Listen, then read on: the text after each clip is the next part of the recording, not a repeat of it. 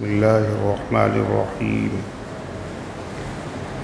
ان اللہ فالق الحب والنوا یخرج الحی من المیت ومخرج المیت من الحی ذالکم اللہ فانا تؤفکون فالق الاصباح وجعل اللیل سکنا والشمس والقمر حسبانا ذلك تقدیر العزیز العلیم وهو الذي جعل لكم النجوم لتهتدوا بها في ظلمات البر والبحر قد فصلنا الآيات لقوم يعلمون وهو الذي أنشأكم من نفس واحدة فمستقر ومستودع قد فصلنا الآيات لقوم يفقهون وهو الذي أنزل من السماء ماء فأخرجنا به نبات كل شيء فأخرجنا منه خضرا نخرج منه حبا متراكبا ومن النخيل من طلعها قنوان دانية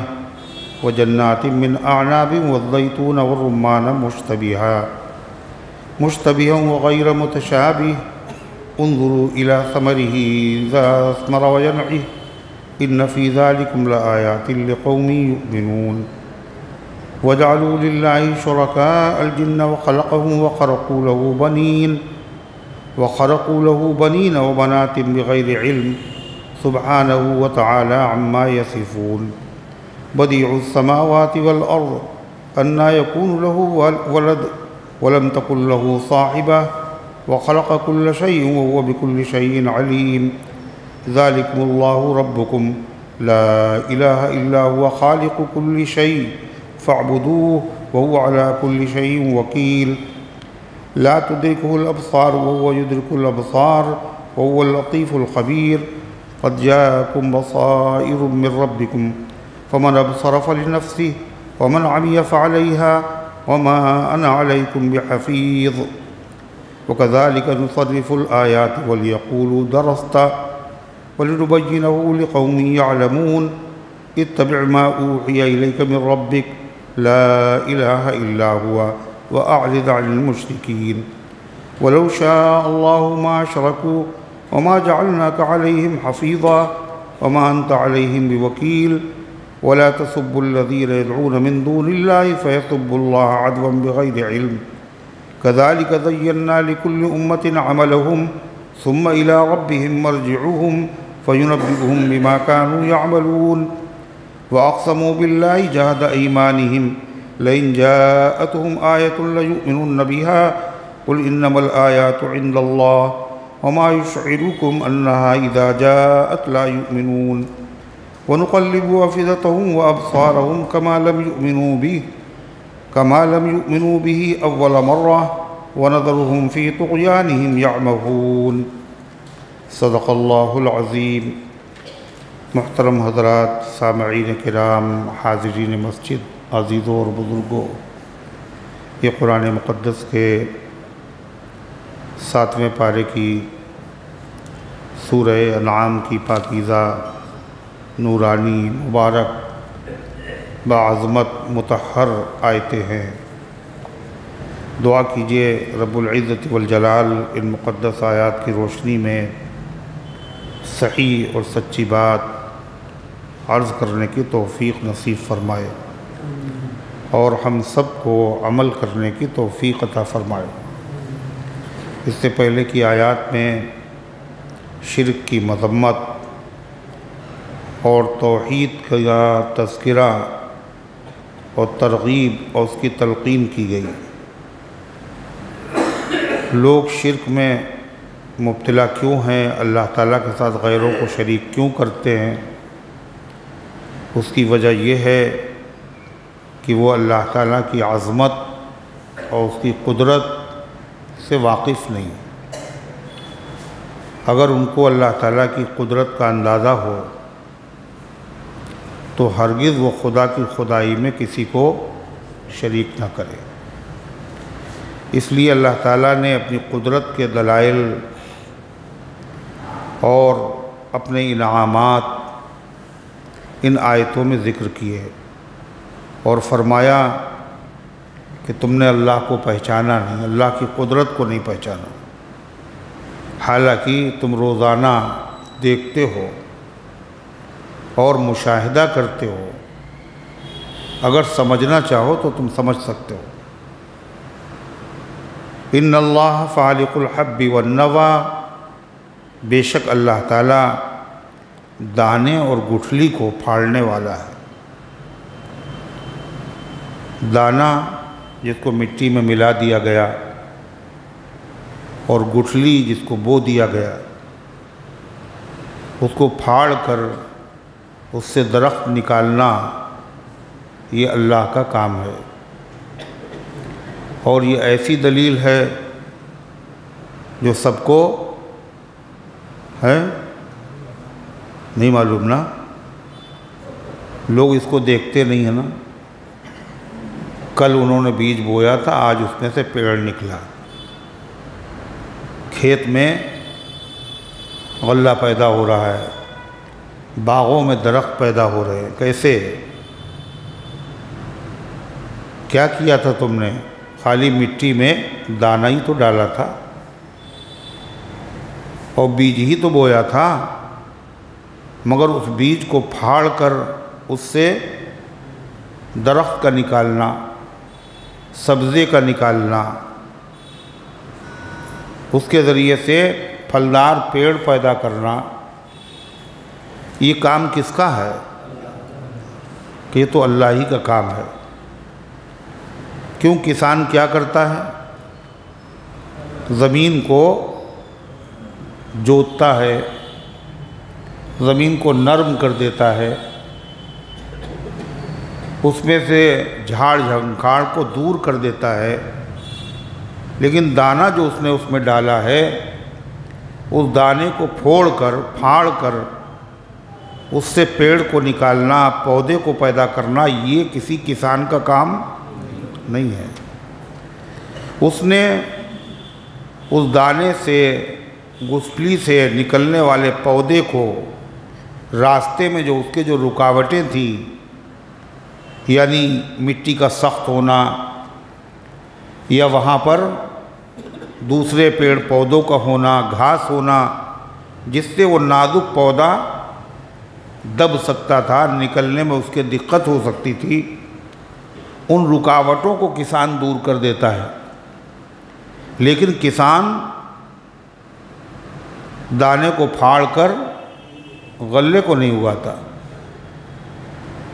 گٹھلی اور بیج کو پھاڑ کر اس سے سبزے کو اور پھلدار درختوں کو نہیں پیدا کرتا۔ یہ کام اللہ کے علاوہ کسی کا ہے ہی نہیں۔ پالتا ہے بیج کو مٹی کی تاریکی میں کون؟ وہ تو اللہ ہے۔ یہ ایسی دلیل اللہ بیان کر رہا ہے جو کسان، شہری، دیہاتی، پڑھے لکھے، غیر پڑھے لکھے، سب آنکھوں سے دیکھتے ہیں، اور ایک بار نہیں، بار بار دیکھتے ہیں۔ تو اللہ کہتا تمہاری سمجھ میں نہیں آ رہا، یہ کام جب اللہ کے علاوہ کوئی نہیں کرتا تو پھر عبادت میں دوسرا کوئی آدمی کیسے شریک ہو سکتا ہے؟ کس بیس پہ تم نے ان کو پارٹنر بنایا ہے؟ وہ کون سا کام ہے جو خدا نہیں کر سکتا، جس کے لیے مدد کے لیے تم نے ان کے دروازے پر دستک دی ہے؟ فالق الحب والنوى، وہ پھاڑنے والا ہے دانے کو اور گٹھلی کو، یعنی گٹھلی اور دانے کو پھاڑ کر اس سے درخت کو اگانا، پودے کو پیدا کرنا، یہ کام اللہ کا ہے۔ یخرج الحی من المیت ومخرج المیت من الحی، نکالتا ہے زندہ کو مردے سے۔ یہ بھی دیکھتے ہیں ہم لوگ، زندہ سے مردے کو وہی نکالتا ہے۔ زندہ کیا ہے؟ مرغی، اور مردہ کیا ہے؟ انڈا۔ کون نکالتا ہے اس کو؟ اللہ۔ زندہ کیا ہے؟ انسان، اور مردہ کیا ہے؟ اس کے جسم سے نکلنے والا ناپاک قطرہ۔ زندہ ہے اس سے مردے کو نکال رہا ہے۔ زندہ کیا ہے؟ ایمان والا، اور مردہ کون ہے؟ کافر۔ ایمان والے ماں باپ سے غیر ایمان والے بچے کو پیدا کر رہا ہے، یہ کیا ہے؟ زندہ سے مردے کو نکالا۔ یہ کام کس کے ہیں؟ اللہ کے۔ وَمُخْرِجُ الْمَيِّتِ مِنَ الْحَيِّ، اور نکالنے والا ہے مردے کو زندہ سے۔ زندہ کو نکال رہا ہے مردے سے، یعنی انڈے سے بچہ۔ انڈا مردہ ہے اور بچہ زندہ ہے۔ نطفہ مردہ ہے اور اس سے پیدا ہونے والا بچہ زندہ ہے۔ کافر مردہ ہے، اس سے پیدا ہونے والا وہ بچہ جو اسلام لا رہا ہے، یہ کون ہے؟ زندہ۔ ابو جہل مردہ ہے، اور حضرت اکرمہ رضی اللہ عنہ کون ہیں؟ زندہ۔ ابو جہل کے بیٹے ہیں، ایمان لے آئے۔ ولید ابن مغیرہ مردہ ہے، اور خالد ابن ولید زندہ۔ ولید ابن مغیرہ کے بیٹے ہیں حضرت خالد۔ ابو عامر راہب مردہ ہے، اور اس کے بیٹے حضرت حنظلہ، جن کو فرشتوں نے غزوہ احد میں غسل دیا تھا، غسیل الملائکہ، یہ زندہ ہے۔ آزر مردہ ہے، اور آزر سے پیدا ہونے والے حضرت ابراہیم علیہ السلام زندہ ہے۔ اللہ فرماتا ہے نکالتا ہے زندہ کو مردے سے، اور نکالنے والا ہے مردے کو زندہ سے، یعنی انڈے کو مرغی سے، نطفے کو آدمی، زندہ آدمی سے، کافر کو مومن کی پشت سے، نوح علیہ السلام سے ان کے بیٹے کنعان کو پیدا کر دیا۔ ارے ہے یا نہیں؟ تو اللہ تعالیٰ فرماتا ہے یہ تو دنیا دیکھ رہی ہے، باپ مومن تھا اور بیٹا کیا ہے؟ کافر ہے، باپ کافر تھا بیٹا مومن ہے، دیکھ رہی دنیا نہیں؟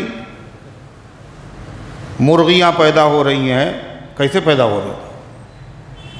انڈوں کے ذریعے سے۔ انڈے کہاں سے آ رہے ہیں؟ مرغیوں کے ذریعے سے۔ یہ سب آنکھوں سے لوگ دیکھ رہے نہیں دیکھ رہے ہیں؟ اللہ فرماتا یہ ہے کون؟ جو یہ کام کرتا وہی ہے اللہ، اور وہ یہ کام کرنے والا اکیلا ہے، اس کے ساتھ اس کام میں کوئی شریک نہیں ہے۔ امام احمد ابن حنبل رحمۃ اللہ علیہ سے کسی نے پوچھا کہ آپ نے اللہ کو کیسے پہچانا؟ تو انہوں نے کہا کہ ایک ایسے محل سے پہچانا جو سونے کا ہے اور اس کی دیواریں چاندی کی ہیں۔ تو کہا وضاحت کیجئے؟ فرما انڈے سے پہچانا، انڈے سے۔ انڈے میں زردی کیا ہے؟ یہ سونے کا محل ہے۔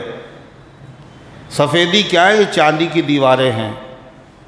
اندر جانے کا کوئی راستہ نہیں ہے، نہ روشنی نہ ہوا، اور وہ انڈا ایک خاص مدت تک مرغی کے نیچے رہتا ہے، اور پھر وہ دیواریں ٹوٹتی ہیں اور اندر سے زندہ بچہ برآمد ہوتا ہے۔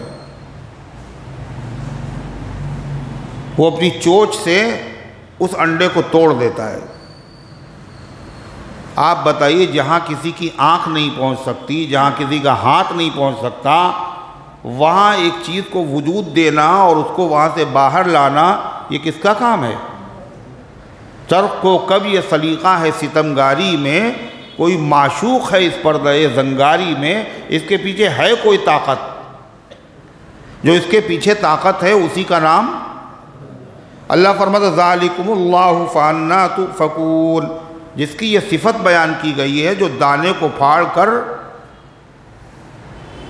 درخت اور پودے نکالتا ہے، اور جو زندہ سے مردے کو، مردے سے زندہ کو، جس کی یہ شان ہے وہی اللہ ہے، اور یہ شان اللہ کے علاوہ کسی کی نہیں ہے۔ جب تم نے پہچان لیا یہ اکیلے اللہ کی شان ہے تو پھر عبادت بھی اسی کی ہونا چاہیے۔ فَأَنَّا تُؤْفَكُونَ، کہاں الٹے چلے جا رہے ہو؟ تمہیں بھی اقرار ہے یہ کام کس کے ہیں؟ اکیلے بتائیے۔ جو مشرک ہیں، جو غیر اللہ کو پکار رہے ہیں، وہ کیا مانتے ہیں کہ انڈے سے جو بچہ پیدا ہوتا ہے وہ کوئی اور پیدا کرتا ہے؟ بولو، وہ بھی تو یہ مان رہے ہیں۔ اللہ کا جب یہ مانتے ہو تو اس کا ریزلٹ، اس کا نتیجہ کیوں نہیں مانتے ہو؟ جب اکیلا وہی یہ کام کرنے والا ہے تو عبادت کے لائق بھی وہی ہے، لہذا جب عبادت کی بات آتی ہے تو تم غیر اللہ کے دروازے پہ چلے جاتے ہو۔ اللہ فرماتا ہے فالق الاصباح وجعل اللیل سکنا، وہ صبح کو پھاڑنے والا ہے، یعنی رات کی اندھیرے کی چادر کو پھاڑ کر صبح کا اجالا برآمد کر دیتا ہے۔ کس قدر اندھیرا ہے رات میں، اس کے بعد صبح کا اجالا اور روشنی جو نکلتی ہے اسی اندھیرے سے، یہ کون ہے نکالنے والا؟ بتائیے، اللہ ہے۔ پوری دنیا مل کر کے اگر روکنا چاہے کہ آج رات رہے گی، ابھی ہمارا کام ہوا نہیں رات کا، تو آپ بتائیے رک جائے گی؟ مجال ہے جو ذرا سی تاخیر ہو جائے وقت کی پابندی کے ساتھ، اندھیرے کو پھاڑ کر صبح کے جو اجالے کو نکالنے والا ہے وہ کون ہے؟ پہچانو اس کو۔ ہے کوئی بندوں میں؟ کوئی بھی نہیں ہے، یہ اکیلے اللہ ہے۔ جب اکیلے اللہ ہے تو عبادت کے لائق بھی وہی ہے۔ فرمایا وَجَعَلَ اللَّيْلَ سَكَنًا، اور اس نے رات کو راحت کی چیز بنایا۔ دن کا اجالا بھی نعمت ہے، جو کام اجالے میں ہونا چاہیے اس کے لیے دن بنایا ہے، اور رات کا اندھیرا بھی نعمت ہے۔ جس کام کے لیے رات بنائی ہے اس میں اندھیرا ہی مناسب ہے۔ کیا ہے وہ کام؟ دن بنایا ہے کام کرنے کے لیے، اور رات بنائی ہے آرام کرنے کے لیے۔ فرمایا وَجَعَلَ اللَّيْلَ سَكَنًا، اور اس نے رات کو راحت کی چیز بنایا۔ سکن کہتے ہیں جہاں آدمی جا کر کے سکون پائے، اسی لیے آدمی کے گھر کو کیا کہا جاتا؟ مسکن، رہنے کی جگہ، سکون کی جگہ۔ حالانکہ وہ ہے جھوپڑی، ہے جھوپڑی، ٹی شیڈ ہے، مگر یہ انسان خوب اچھی طرح جانتا ہے کہ دوسرے کے گھر سے آنے کے بعد جو سکون اس کو اپنے گھر میں ملتا ہے وہ کہیں نہیں ملتا، دوسری جگہ تکلف ہوتا ہے۔ اپنا گھر تو اپنا گھر ہے، آزاد ہے۔ اور سب سے زیادہ سکون کہاں ہے؟ اللہ کے نبی کے گھر میں، جس کو کہا جاتا ہے مدینہ طیبہ۔ سکون دل کا مسکن گھر نہیں ہے، دیار رحمت للعالمین ہے۔ رحمت للعالمین کا جو گھر ہے، جو شہر ہے، وہ سکون کی جگہ ہے کوئی اس میں شبہ؟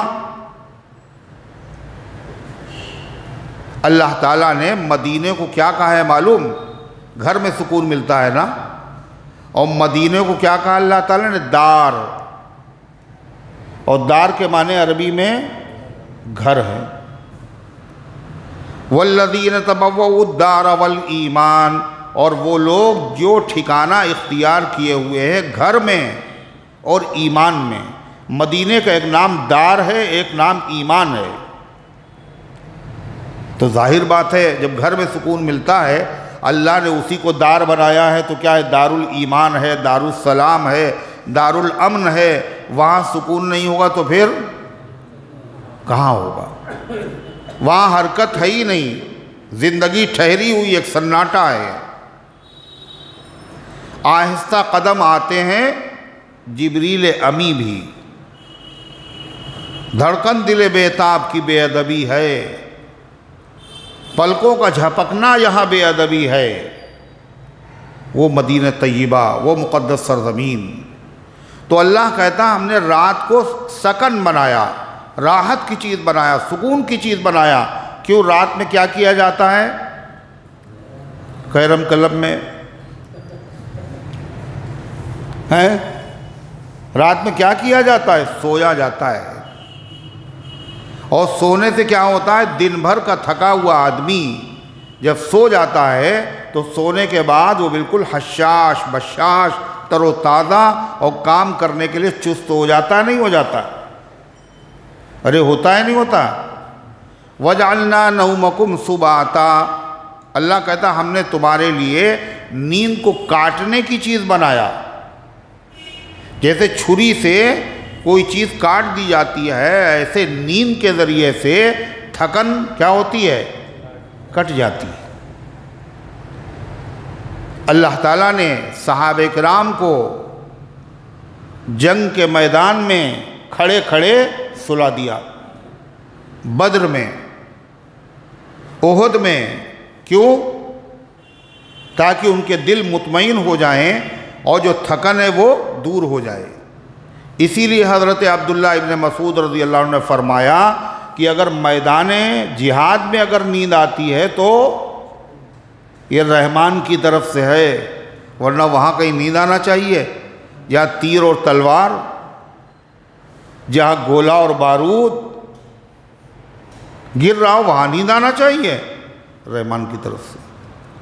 اور اگر نماز میں آتی ہے، درس قرآن میں آتی ہے، دین کی محفل میں آتی ہے، کہ یہ رحمان کی طرف سے نہیں، یہ کس کی طرف سے؟ شیطان کی طرف۔ وَجَعَلَ اللَّيْلَ سَكَنًا، اللہ تعالیٰ نے رات کو راحت کی چیز بنایا۔ کیسے؟ نیند رات میں آتی، اور رات میں اندھیرا بھی ہوتا ہے، اور نیند کے لیے اجالا مناسب نہیں ہے۔ کیا مناسب ہے؟ اندھیرا۔ اس لیے کہ رات میں اگر اجالا ہو تو کیا کیا جاتا؟ سونے سے پہلے لائٹ بند کر دی جاتی ہے، یا پھر کون سی لائٹ جلائی جاتی ہے؟ نائٹ بلب، اس کا نام ہی ہے، اس لیے اس میں روشنی تیز ہوتی نا۔ تو دن میں بھی روشنی کا انتظام اللہ نے کیا۔ کیا ہے؟ سورج، بڑی تیز روشنی اور بڑی گرم روشنی۔ اور رات کو بھی روشنی کا انتظام کیا، مگر وہ روشنی کم بھی ہے اور ٹھنڈی بھی ہے۔ اور اگر اجالا ہو تو کیا ہوتا ہے؟ دن میں بھی لوگ کیا کرتے ہیں؟ اگر سونا ہو تو پھر اندھیرا کر کے سوتے ہیں۔ یہ فطرت ہے۔ اللہ نے رات کو بنایا کاہے کے لیے؟ راحت کے لیے، سکون کے لیے، یعنی سونے کے لیے۔ اور کیسے بنایا؟ یہ خدا ہی کا بنایا ہوا نظام ہے۔ بندے اگر یہ انتظام اپنے طور پر کرتے تو یہ بات نہیں ہو پاتی۔ اس لیے کہ اگر لوگ آپس میں یہ طے کرتے، اپنے حساب سے آدمی سوتا، کوئی 8 بجے، کوئی 10 بجے، کوئی 11 بجے، کوئی 12 بجے، یہی ہوتا نہیں ہوتا؟ تو اس کا نتیجہ کیا ہوتا؟ جو کارخانوں میں اور فیکٹریز میں جو لوگ کام کرنے والے ہوتے وہ سب حاضر بھی نہیں ہوتے۔ میں کوئی 8 بجے آ رہا، کوئی 10 بجے آ رہا، کوئی 11 بجے آ رہا، ہوتا نہیں ہوتا؟ اور جن لوگوں سے کام ہوتا آدمی کو، وہ لوگ کہاں ہوتے؟ وہ لوگ سو رہے ہیں۔ اور سونے والوں کو جن سے کام ہے وہ جاگ رہے ہیں۔ تو دنیا کا نظام ہی درہم برہم ہو جاتا۔ اس لیے نہ کوئی کانفرنس ہوئی، نہ باقاعدہ کوئی معاہدہ ہوا۔ اللہ نے فطری نظام بنا دیا کہ رات کے سناٹے میں، اندھیرے میں فطری طور پر، جبری طور پر نیند آتی ہے۔ اللہ سلا دیتا ہے۔ جاگنا چاہتا ہے آدمی، پھر بھی آنکھیں بند ہونے لگتی ہیں۔ اچھا، اور اگر انسان آپس میں معاہدہ کر بھی لیتے کہ چلو بھائی سب کو رات ہی میں سونا ہے، تو اس معاہدے کا پابند جانوروں کو کون کرتا ہے؟ یہ بتائیے۔ کر لیتا ہے؟ شیر سے کہتے تم ہی اسی وقت تم بھی دستخط کرو کہ رات میں تمہیں دہاڑنا نہیں ہے، سونا ہے۔ اور گھوڑے سے بھی کہتے ہیں ہنہنانا نہیں، اور بکریوں سے بھی کہہ دیتے۔ آپ بتائیے، جانور بھی رات میں سو رہے ہیں، پرندے بھی سو رہے ہیں، درندے بھی سو رہے ہیں، انسانوں پہ بھی اللہ تعالیٰ نے نیند مسلط کر دی۔ کائے کے لیے؟ تاکہ بندے سکون اور راحت حاصل کریں۔ یہ جو نظام ہے، رات میں اندھیرا اور دن کے بعد رات کا آنا اور رات کے بعد دن کا آنا، یہ نظام بنایا ہوا کس کا ہے؟ اللہ کا ہے۔ جس نے یہ نظام بنایا ہے، اس کے نظام سے تم فائدہ اٹھا رہے ہو، تم نہیں جانتے یہ اکیلے اللہ کا بنایا ہوا ہے، تو پھر عبادت میں دوسرا کیوں شریک ہے؟ فرمایا وَالشَّمْسَ وَالْقَمَرَ حُسْبَانًا، اور اس نے بنایا سورج اور چاند کو حساب کا ذریعہ۔ سورج اور چاند کی جو رفتار اللہ نے رکھی ہے، اس رفتار کو حساب کا ذریعہ بنا دیا۔ اسی کے ذریعے سے سالوں کا حساب ہوتا ہے، مہینوں کا حساب ہوتا ہے، دنوں کا حساب ہوتا ہے، ہفتوں کا حساب ہوتا ہے۔ اگر اس رفتار میں فرق آ جائے تو سارا حساب ٹھیک ہو جائے، کیا ہو جائے گا؟ سارا حساب بگڑ جائے گا۔ مجال ہے سورج تھوڑا سا تاخیر سے نکلے، اور مجال ہے کہ چاند جو ہے سورج کے وقت میں آ جائے، ہیں؟ لَلشَّمْسُ يَنبَغِي لَهَا أَن تُدْرِكَ الْقَمَرَ وَلَا اللَّيْلُ سَابِقُ النَّهَارِ۔ سورج کی مجال نہیں کہ چاند کو آ کے پکڑ لے۔ چاند کے نکلنے کا ٹائم وہ سورج نہیں آتا۔ پھر اتنا مضبوط نظام ہے، اللہ فرماتا ہے ذَلِكَ تَقْدِيرُ الْعَزِيزِ الْعَلِيمِ، یہ اندازہ اور یہ رفتار مقرر کی ہوئی کس کی ہے؟ اس ذات کی ہے جو زبردست بھی ہے اور علم والی بھی ہے۔ اتنا زبردست انتظام ہے یہ خدا کا، اگر آدمی غور کرے تو اس کے بند دریچوں کو کھولنے کے لیے یہی کافی ہے۔ ایسا انتظام، اتنا زبردست انتظام ہے، اس انتظام کو دیکھ کر لوگ دھوکہ کھا گئے۔ کیا دھوکہ کھا گئے؟ کہ سورج جو ہے اتنی پابندی سے نکلتا ہے، اتنی روشنی پھیلاتا ہے اور شام کو چلا جاتا ہے، تو یہ جو ہے یہی سب کچھ کر رہا ہے، فصلیں اسی سے بدل رہی ہیں، مہینے اسی سے بدل رہے ہیں، دن اسی سے بدل رہے ہیں، لہذا یہی خدا ہے۔ اور چاند کو بھی لوگ سمجھنے لگے یہ بھی دیوتا ہے، اس لیے کہ گریسنگ کی کبھی ان کو ضرورت نہیں پیش آتی ہے نا، سروسنگ کی ضرورت نہیں پیش آتی۔ اگر کسی دن سروسنگ ہوتی تو لوگ سمجھ جاتے ہاں ان میں خرابی آتی ہے، ان میں گڑبڑی ہوتی ہے، کبھی گڑبڑی ہے ہی نہیں۔ لوگ دھوکہ کھا گئے۔ اللہ تعالیٰ فرماتا ہے ایسا نہیں ہے، اور اس پہ نہیں دیکھا ابراہیم علیہ السلام نے کیا بتایا تھا اپنی قوم کو؟ یہ خدا ہو نہیں سکتے۔ اسی صورت میں آیا، اس لیے کہ وقت کی پابندی سے آنا اور وقت کی پابندی سے جانا مجال نہیں 1 منٹ پہلے چلے جائیں، یہ تو مزدوروں کا کام ہے، یہ تو ملازموں کا کام ہے، یہ تو پابند ہے کسی کا، مختار نہیں ہے، اس کو ڈوبنا ہے ہی۔ تو جو پابند ہو کسی کا، مجبور ہو، جس کو اختیار نہ ہو، وہ خدا کیسے ہو سکتا ہے؟ ذَلِكَ تَقْدِيرُ الْعَزِيزِ الْعَلِيمِ، یہ اللہ کا بنایا ہوا نظام ہے اور اللہ کا باندھا ہوا اندازہ ہے جو زبردست بھی ہے اور علم والا بھی ہے۔ اگر وہ اتنا زبردست نہ ہوتا یہ دنیا سے بڑا سورج، اور اس کے بعد کنٹرول میں ہو سکتا تھا یہ، اور علم والا بھی ہے، اس کو کیسے کنٹرول کیا جائے، کیسے نکالا جائے، کیسے چلایا جائے، یہ نظام اللہ تعالیٰ کا بنایا ہوا۔ اللہ تعالیٰ فرماتا ہے جب اس نظام کے بنانے میں کوئی شریک نہیں ہے تو عبادت میں کوئی کیسے شریک ہو سکتا ہے؟ وَهُوَ الَّذِي جَعَلَ لَكُمُ النُّجُومَ لِتَهْتَدُوا بِهَا فِي ظُلُمَاتِ الْبَرِّ وَالْبَحْرِ، اللہ کی ذات وہ ہے جس نے تمہارے فائدے کے لیے ستارے بنائے ہیں۔ کیا بنایا؟ کاہے کے لیے؟ تمہارے فائدے کے لیے۔ کیا فائدہ ہے ستاروں کا؟ لِتَهْتَدُوا بِهَا فِي ظُلُمَاتِ الْبَرِّ وَالْبَحْرِ، تاکہ اس کے ذریعے سے تم راستہ معلوم کرو۔ کس میں؟ فی ظلمات البر والبحر، خشکی اور تری، سمندر اور خشکی کے راستوں میں جب تمہیں سمت معلوم نہ ہو تو ستارے دیکھ کر کے معلوم کیا جائے۔ دن میں کہا بالواسطہ یا بالواسطہ، قطب نما کے ذریعے سے، قبلہ نما کے ذریعے سے، یہ سب کیا ہے؟ ان کے اندر بھی ستاروں کا دخل ہے، یا براہ راست ستارہ دیکھ کر کے معلوم کر رہے ہیں، یا پھر ایسی مشینیں بنائی گئی ہیں جن کے ذریعے سے سمت کا تعین ہو رہا ہے۔ بالواسطہ یا بلا واسطہ، یہ ستاروں کا ایک فائدہ ہے۔ خالی اتنے کام کے لیے ستارے بنائے گئے ہیں؟ لوگ کہتے ہیں یہ رشتہ آیا ہے، ذرا مولانا دیکھ لیے دونوں کے نام، یہ ستارے مل رہے ہیں ان کے نہیں مل رہے ہیں آپ۔ اگر مل رہے ہوں گے تو رشتہ بڑھیا رہے گا، اگر نہیں ملیں گے تو پھر گڑبڑ ہو جائے گا۔ اس لیے اللہ نے ستارے نہیں بنائے۔ کہیں یہ ستارہ جب نکلتا ہے تو پانی برستا ہے، اس لیے نہیں خدا نے ستارے بنائے۔ جب یہ ستارہ جو ہے فلاں برج میں پہنچتا ہے تو دنیا میں گرانی ہو جاتی، مہنگائی ہو جاتی ہے کہ یہ سب واہیات باتیں، ان کا ستاروں سے کوئی تعلق نہیں ہے۔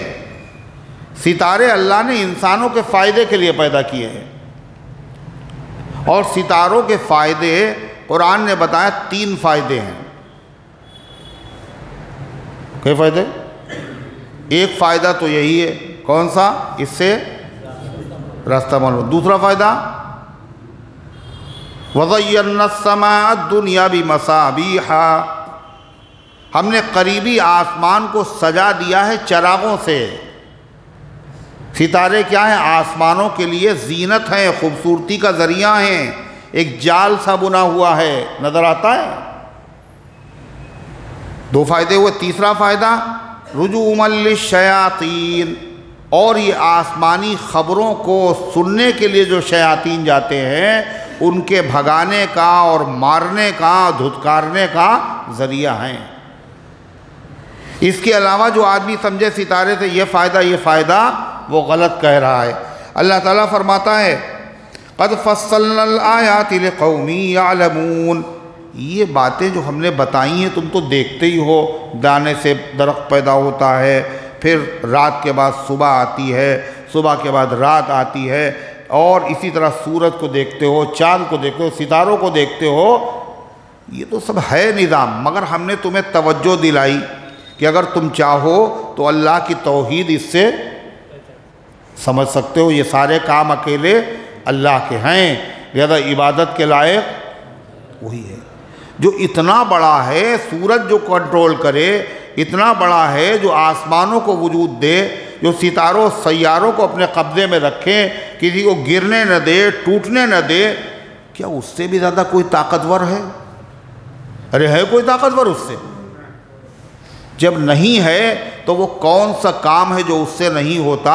تم نے اس کام کے لیے غیر اللہ کے دروازے پر سجدہ کرنا شروع کر دیا اور دستک دینا شروع کر دی۔ کون سا کام ہے جس سے اللہ عاجز ہے؟ سوچئے۔ اللہ فرماتا قد فصلنا الآیات لقوم یعلمون، یہ ہم نے آیتیں، اپنی قدرت کے دلائل، توحید کے دلائل کھول کھول کے ہم نے بیان کیے ہیں۔ کس کے لیے؟ سب کے لیے، لیکن فائدہ سب لوگ اس سے نہیں اٹھائیں گے۔ کون اٹھائے گا؟ لقوم یعلمون، ایسے لوگوں کے لیے جو خبر رکھتے ہیں، جو علم رکھتے ہیں، جو خبر ہے، جن کو علم ہے، وہ غور کرتے ہیں، اور جب غور کرتے ہیں تو کسی نتیجے پہ پہنچتے ہیں، ورنہ بھیڑ بکری کی طرح کھا رہے ہیں، پی رہے ہیں، زندگی گزر رہی ہے، ستاروں سے بھی فائدہ ہو رہا، سورج سے بھی اور چاند سے بھی فائدہ ہو رہا، مگر غور نہیں کرتے کبھی۔ اللہ فرماتا ہے وَهُوَ الَّذِي أَنشَأَكُم مِّن نَّفْسٍ وَاحِدَةٍ، کہا ستاروں کو دیکھ رہے ہو، چاند کو دیکھ رہے ہو، ہماری قدرت کی دلیلیں ہیں، اتنی دور تم کہاں جا رہے ہو؟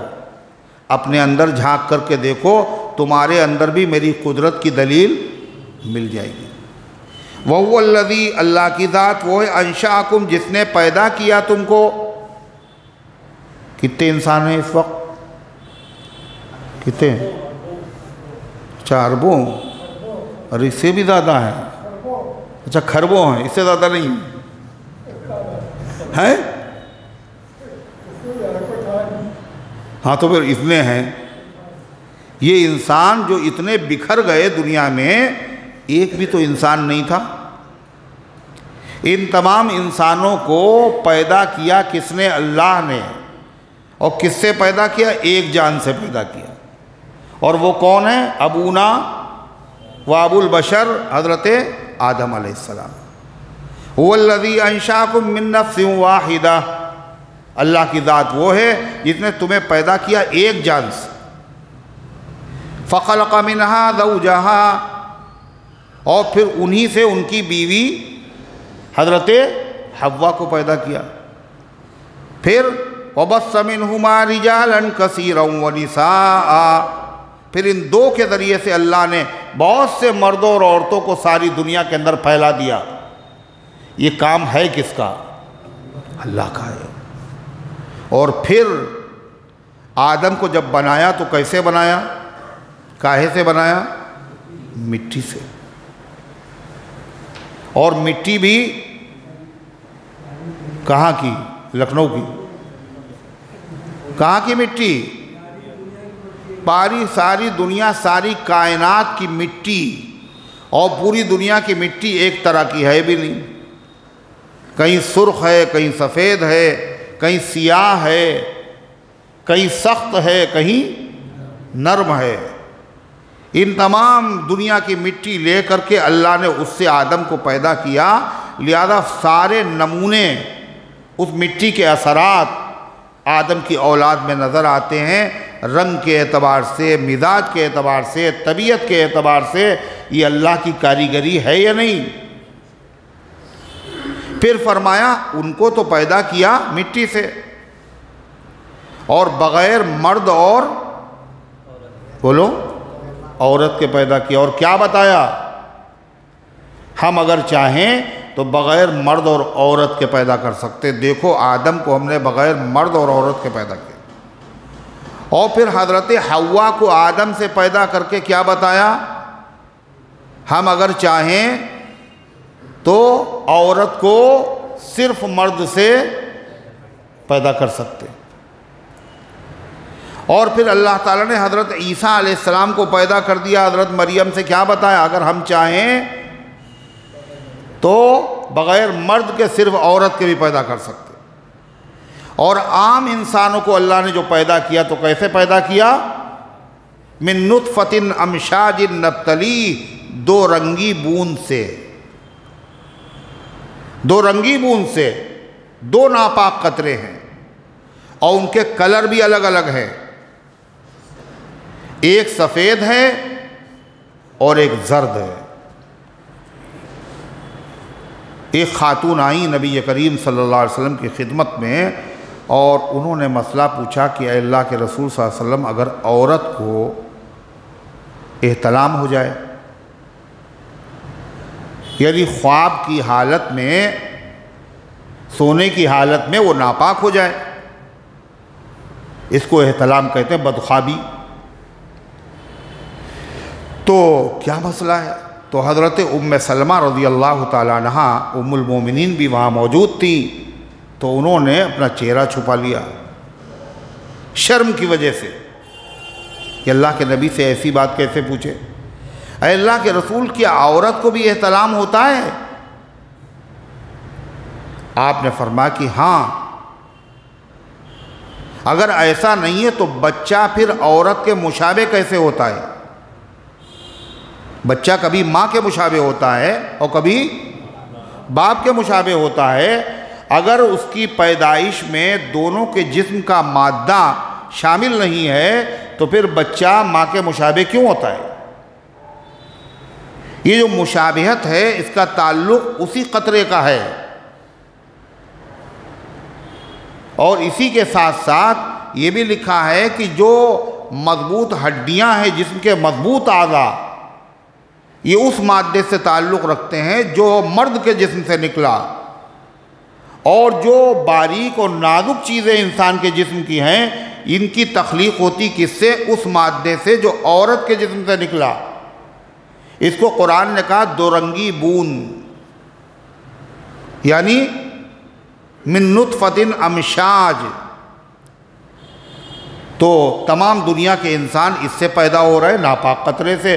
مرد اور عورت کی قربت ہوئی، ناپاک قطروں سے پیدا ہوئی۔ اللہ فرماتا پھر دیکھو جب پیدا ہوئے اور تو ان میں کیا ہوا، ان کا جو مادہ ہے جس سے وہ پیدا ہوئے، فمستقر و مستودع، ایک جگہ زیادہ رہتا ہے اور ایک جگہ کم رہتا ہے۔ انسان جو پیدا ہوتا ہے اس کے لیے دو جگہیں ہیں، کون؟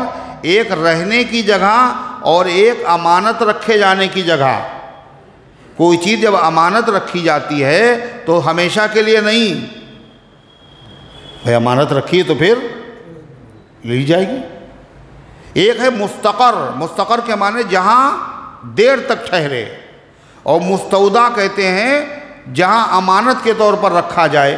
اللہ تعالیٰ فرماتا ہے پھر ایک جگہ زیادہ رہنے کی ہے اور ایک جگہ چند دن رہنے کی ہے۔ اس سے کیا مراد ہے؟ وہ جو ناپاک قطرہ ہے کہاں رہتا ہے؟ وہ ماں کے رحم میں جو رکھا گیا، یہ کیا ہے؟ مستودع، یہ امانت ہے، ہمیشہ نہیں رہے گا، وہ ہمیشہ رہنے کی جگہ نہیں ہے۔ کتنی مدت گزرتی ہے؟ زیادہ سے زیادہ 9 مہینے، اور اس کے بعد وہ بچہ دنیا میں جب رہتا ہے تو زیادہ مدت تک رہتا ہے، ارے ہے یا نہیں؟ پھر اس کے بعد ابھی سفر اس کا ختم نہیں ہوا، پھر اس کو مرنے کے بعد پھر امانت رکھ دیا جاتا ہے۔ کہاں؟ قبر میں۔ یہ اس کے زیادہ دن رہنے کی جگہ نہیں ہے، یہاں سے بھی اس کو چلنا ہے۔ پھر اس کے بعد مرنے کے بعد حساب کتاب ہونے کے بعد یا تو اسے جنت میں بھیج دیا جائے گا یا جہنم میں بھیج دیا جائے گا۔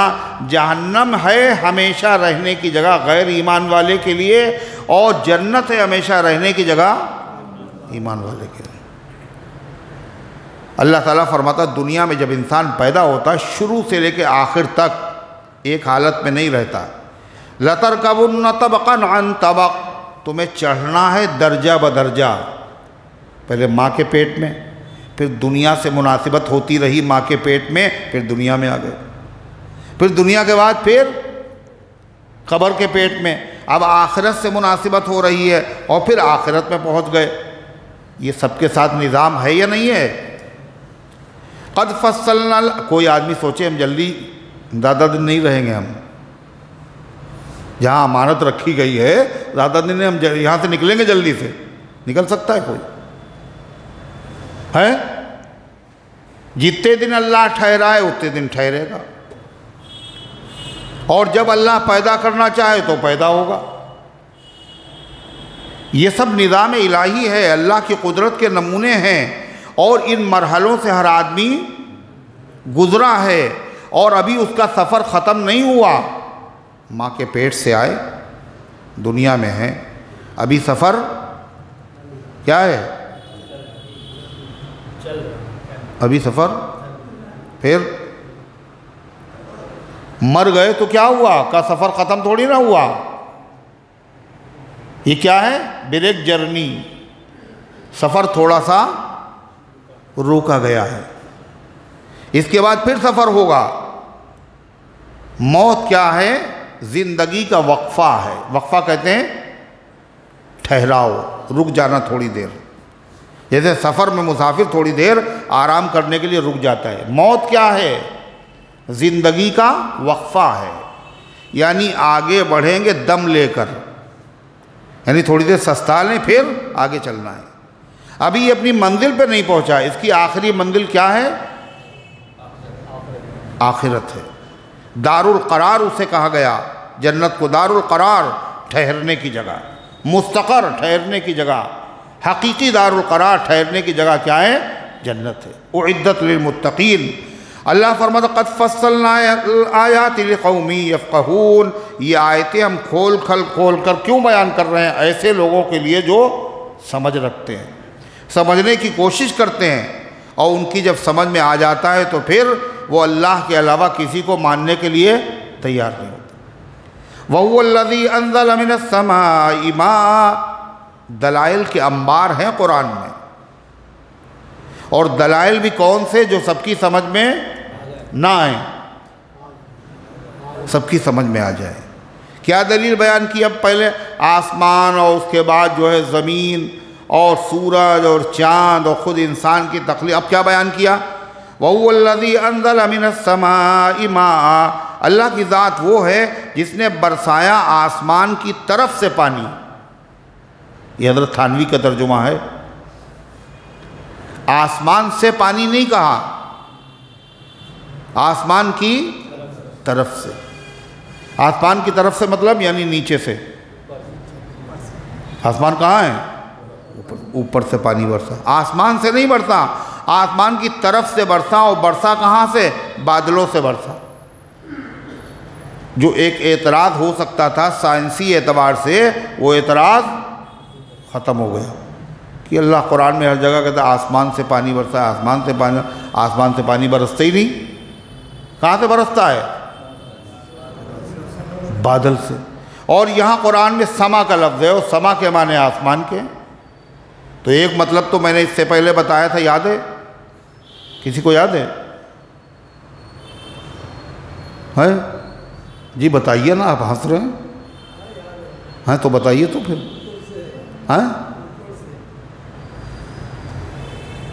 سما کا مطلب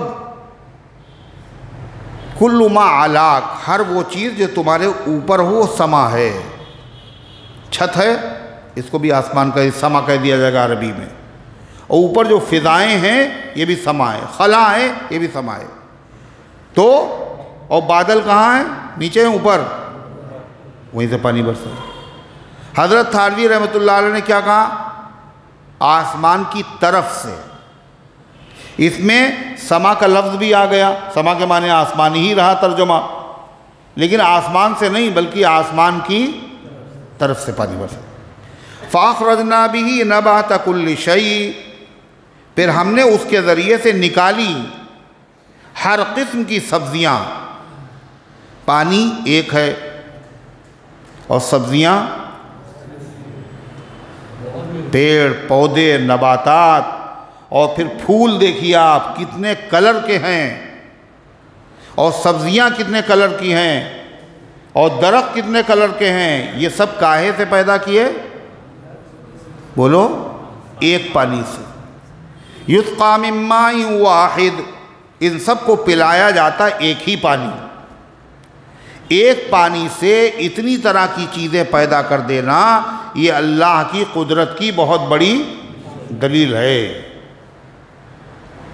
ایک آدمی جو ہے پلاسٹک کے برتن بناتا ہے، تو پلاسٹک اس نے ڈالی، اور اس کے ذریعے سے لوٹا بھی بن رہا ہے، اور تھالی بھی بن رہی ہے، اور دیگچی بھی بن رہی ہے، اور گلاس بھی بن رہا ہے، اور ٹرے بھی بن رہی ہے۔ ہیں تو مختلف چیزیں مگر ہیں سب پلاسٹک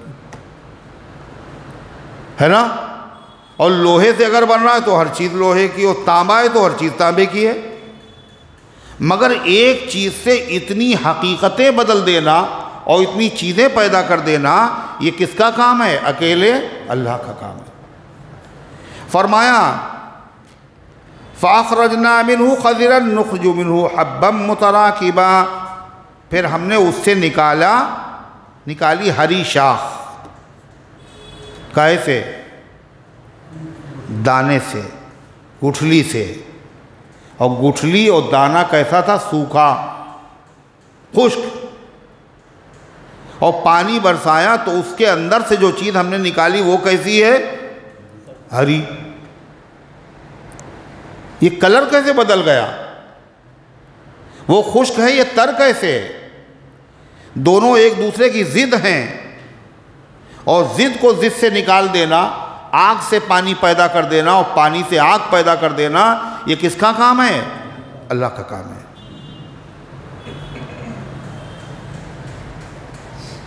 افرائیتم النار التی تورون، تم مجھے بتاؤ وہ آگ جو تم جلاتے ہو، انتم انشاتم من شجرت، کیا ہے؟ انتم انشاتم شجرتها ام نحن المنشئون، تو وہ درختوں سے تم پیدا کرتے ہو یا ہم پیدا کرتے ہیں؟ اور درخت بھی کیسا؟ ہرا۔ ویسے تو ہر درخت سے آگ پیدا ہوتی ہے، اس لیے کہ اس کو جلا دیا اور جلانے کے بعد کیا ہوا؟ آگ پیدا ہو۔ پہلے ہرا تھا، اب ہرا نہیں، سوکھ گیا اور اس سے آگ پیدا ہوئی۔ لیکن اللہ تعالیٰ من الشجر الاخضر نارا، ایسے درخت سے بھی آگ پیدا کر دیتا ہے جو بالکل ہرا ہے۔ عرب میں دو درخت ہوتے ہیں، ایک کا نام ہے مرخ، ایک کا نام عفار، اور وہ بالکل گیلی لکڑیاں مسواک کے برابر کاٹ کاٹ کے عرب لوگ رکھ لیتے تھے، اور اس کے بعد لائٹر کی اور دیا سلائی کی، ماچس کی ضرورت ان کو نہیں ہوتی تھی، اور وہ تر ہیں مسواک کی طرح، مگر جب ان کو کہیں کھانا وانا پکانا ہوا تو جہاں انہوں نے دونوں تر شاخوں کو رگڑا اس سے آگ نکل آتی تھی۔ آپ بتائیے، پانی سے تو آگ بجھتی ہے، لیکن پانی سے آگ پیدا کر دینا، عفار، تو یہ کیا ہے؟ کس کی دلیل ہے؟ قدرت کی، اللہ کی قدرت کی دلیل ہے۔ اتنا قادر و مالک ہے، قادر مطلق ہے، مگر پھر بھی اس کے ہوتے ہوئے دوسروں کے دروازے پہ جانا، تمہیں ضرورت کیوں پڑی دوسرے کے دروازے کو؟ کون سا کام ہے جو خدا کے دربار سے نہیں ہو سکتا؟ اس کا مطلب یہ ہے تم نے اللہ کی قدرت کو سمجھا ہی نہیں۔ اللہ فرماتا ہے نخرج منہ حبا متراکبا، پھر اسی شاخ سے ہم نکالتے ہیں کیا؟ حبا، دانے، اور دانے بھی کیسے ہوتے ہیں؟ گیہوں کا دانہ، اس سے اس کا پودا نکلا، پھر اس میں شاخیں نکلیں، ان شاخوں کے اندر بالیاں آئیں، اور بالیوں میں گیہوں کے دانے ہیں، اور کیسے ہیں؟ کوئی ادھر کوئی ادھر کوئی ادھر، بالکل تہ بتے نیچے اوپر نہایت سلیقے سے رکھے ہوئے، ایسے سلیقے سے رکھے ہوئے کہ اگر آپ پھر سے رکھنا چاہیں تو پھر نہیں رکھ سکتے۔ ہم نکالتے اسی پانی سے جس سے ہم نے سیب پیدا کیا اور ناشپاتی پیدا کی اور انگور پیدا کیا اور چنا پیدا کیا، اسی سے ہم نے گیہوں پیدا کیا، اور ہم نے ہری شاخ سے ہم نکالتے حبا، دانے، متراکبا، جو ایک دوسرے پر چڑھے ہوئے ہیں۔ وَمِنَ النَّخْلِ مِن طَلْعِهَا قِنْوَانٌ دَانِيَةٌ، اور اسی پانی کے ذریعے سے ہم نکالتے ہیں من النخل، کھجور کے درخت سے۔ کھجور کا درخت کا مطلب من طلعها، یعنی اس کے گوپھے سے نکالتے ہیں۔ کیا نکالتے ہیں؟ قنوان، کھجوروں کے خوشے، گچھے، اور جب کھجوروں کے گچھے اس سے نکلتے ہیں تو کیا ہوتا ہے؟ اس کی شاخیں جو تھیں، جو کھجور کے درخت کی جو اوپر تھیں، وہ کیا ہوتی ہیں؟ جھک جاتی۔ اللہ فرماتا ہم نکالتے ہیں کھجور سے، یعنی اس کے گابھے سے، قنوان، کھجوروں کے خوشے، کیسے؟ دانیاں جو بوجھ کی وجہ سے نیچے جھک جاتے ہیں۔ وَجَنَّاتٍ مِّنْ أَعْنَابٍ وَالزَّيْتُونَ وَالرُّمَّانَ، اور اسی پانی سے ہم باغ بناتے ہیں، کاہے کے؟ من اعناب، انگوروں کے، والزیتون، اور زیتون کے، والرمان، اور انار کے۔ اگر سارے نام اللہ لیتا قرآن میں تو پورا قرآن اسی سے بھر جاتا۔ یہاں جن چیزوں کا ذکر ہے یہ تمام پھلوں میں سب سے اشرف اور اعلیٰ ہے۔ اعناب، انگور، زیتون اور رمان۔ پھر فرمایا یہ جو پھل ہم نکالتے ہیں تو یہ بھی ان کے نکلنے میں بھی ذرا غور کرو، کیسے؟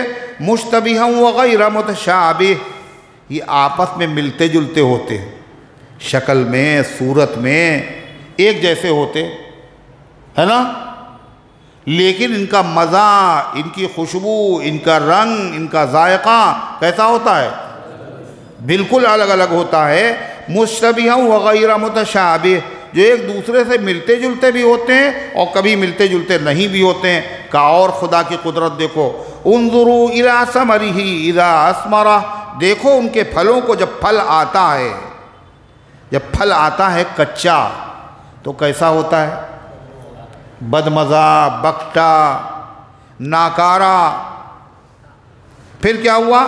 دیکھو اس وقت دیکھو اس کو، یہ وہی ہے، کوئی رغبت نہیں تھی، جی نہیں چاہتا تھا اس کے کھانے کا۔ پھر کیا ہوا؟ اللہ تعالیٰ فرماتا دیکھو پھل کی طرف، اذا اثمر، جب پھل آتا ہے، وینعہ، اور اس کے پکنے کی طرف دیکھو جب وہ پک جاتا ہے۔ دونوں میں کتنا بڑا فرق ہے۔ پہلے یہ اچھا نہیں لگ رہا تھا، اب دیکھنے میں بھی اچھا ہے اور کھانے میں بھی اچھا ہے، اور ذائقہ بھی اس کا بڑا عجیب و غریب ہے۔ ہر چیز میں اللہ کی قدرت کی نشانیاں ہیں۔ ان فی ذالکم لآیات لقوم یؤمنون، بلا شبہ ان تمام چیزوں میں نشانیاں ہیں، قدرت کے دلائل ہیں، توحید کے دلائل ہیں، ایسے لوگوں کے لیے جو ایمان لانا چاہیں، یقین کرنا چاہیں تو دلیلیں ہیں، اور نہ چاہیں جانوروں کی طرح کھا جائیں تو کوئی مسئلہ نہیں۔ اللہ کے رسول صلی اللہ علیہ وسلم جب کوئی چیز استعمال کرتے تھے تو کیا کرتے تھے؟ امت کو توجہ دلاتے تھے کہ ایسے نہیں مت کھاؤ جیسے سب کھاتے ہیں۔ کیا کہتے تھے آپ صلی اللہ علیہ وسلم جب دودھ پیتے تھے تو کیا کہتے تھے؟ اللہم بارک لنا فیہ وزدنا منہ، اے اللہ اس میں برکت عطا فرما اور یہ ہمیں اور عطا فرما۔ اور کچھ اور کھاتے تھے تو آپ کیا کہتے؟ اللہم بارک لنا فیہ وَآتِنَا خَيْرًا مِّنْهُ، اے اللہ اس میں برکت دیجئے اور اس سے اچھا ہمیں عطا فرمائیے۔ اور دودھ کے بارے میں کیا کہتے؟ اس سے اچھا نہیں ہے اور اسی کو بڑھا دے۔ کیوں؟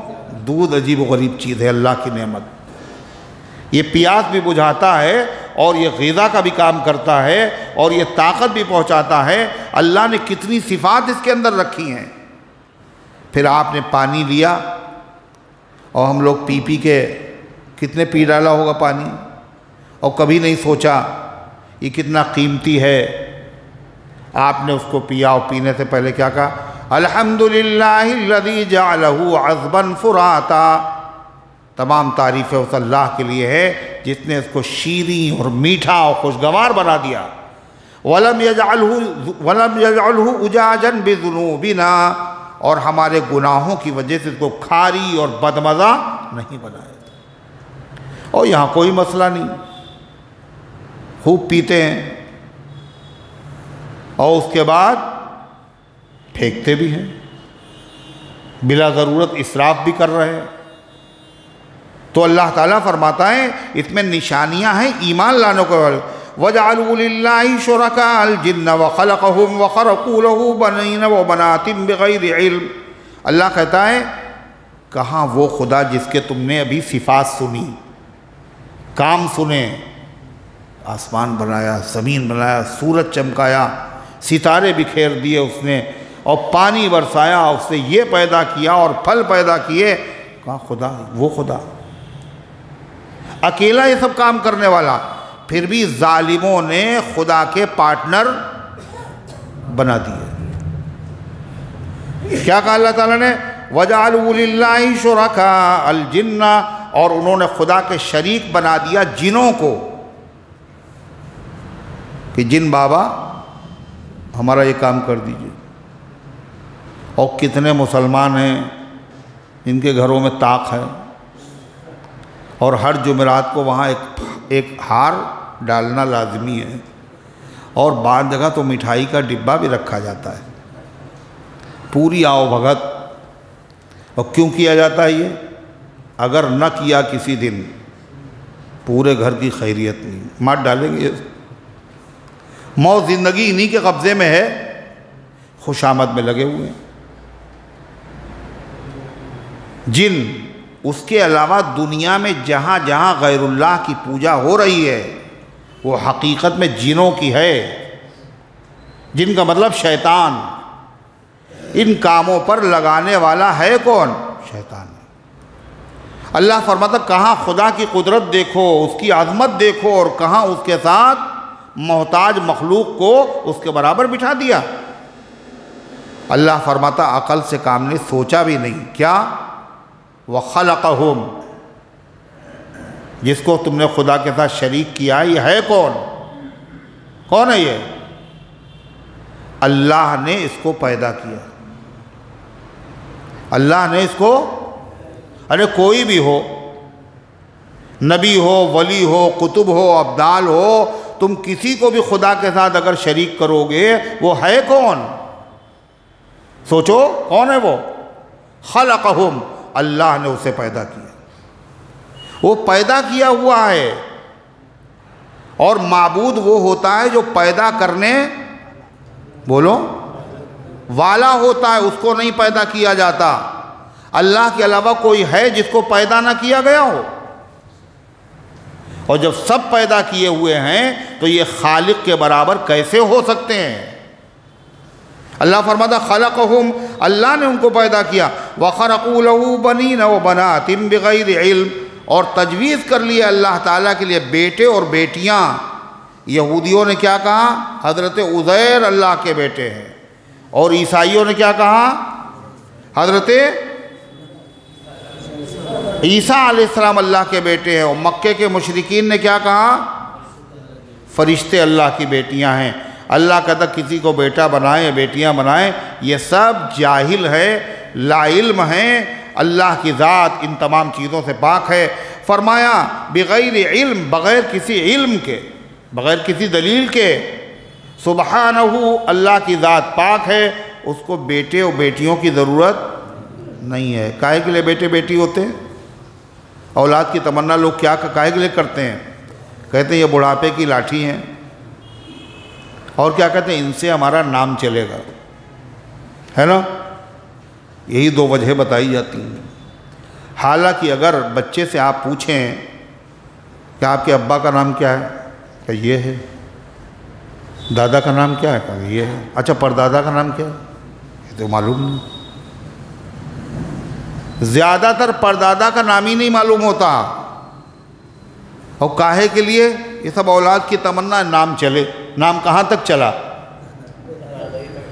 کیونکہ وہ ختم ہو گیا، یہ کیسا چلا؟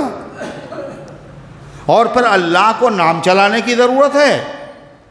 سبح للہ ما فی السماوات وما فی الارض، اسی کی تسبیح کر رہے ہیں وہ سب جو آسمانوں میں ہیں اور جو زمین میں ہیں۔ وَإِن مِّن شَيْءٍ إِلَّا يُسَبِّحُ بِحَمْدِهِ وَلَٰكِن لَّا تَفْقَهُونَ تَسْبِيحَهُمْ، اور کوئی چیز ایسی نہیں ہے جو اللہ کی تسبیح نہ بیان کرتی ہو، تم نہیں سمجھتے ہو، مگر بیان ہر چیز کرتی ہے۔ نہ بلبل برگلش تسبیح خانیس بتشبیحت بہر خار زبانیس۔ شیخ سعدی فرماتے ہیں صرف بلبل جو پھول کے اوپر گا رہی ہے یہی تسبیح نہیں پڑھ رہی ہے، بلکہ ہر کانٹے کو بھی خدا نے میں زبان دی ہے جس سے وہ اللہ کی تسبیح پڑھ رہا ہے، ہر چیز۔